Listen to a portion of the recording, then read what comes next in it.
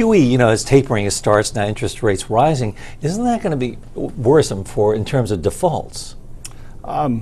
In terms of what really affects defaults will be really much more the short end and really the refinancing risk. And to the extent that the Fed remains committed to their forward guidance of keeping interest rates low and at least not starting the rate hikes really until 2015 or 2016, we don't think that's going to be a material impact on defaults. I think our key risk is that if you saw some of that rate or some of our rates start to go up, especially inside the 2-year space, that would cause a bit of concern. But as long as the Fed has forward guidance kind of under control and the market sort of believes that, you shouldn't expect to see a big increase in defaults. Mark, earlier you talked about allocation and about putting your money on the long end as well as on the short end in terms of the duration. But what's the best place when you're looking at the Treasury curve right now? The Treasury curve, the best place is really going to be inside of 5 years. Again, the roll yield is very, very strong inside of that.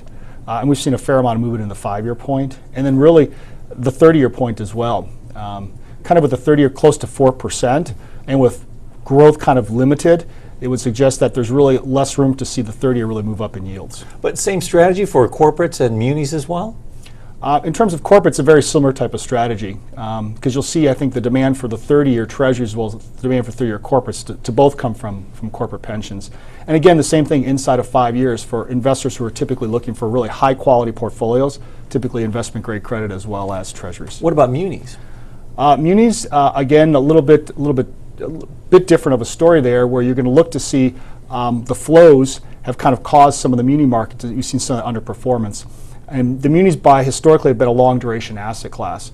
So to some extent, I think we have a very similar view in munis, where what you want to be is shorten your duration and increase your credit exposure within munis, because we'll think it'll be strong. It's the longer duration we think will. Last of your themes, Europe. Why Europe?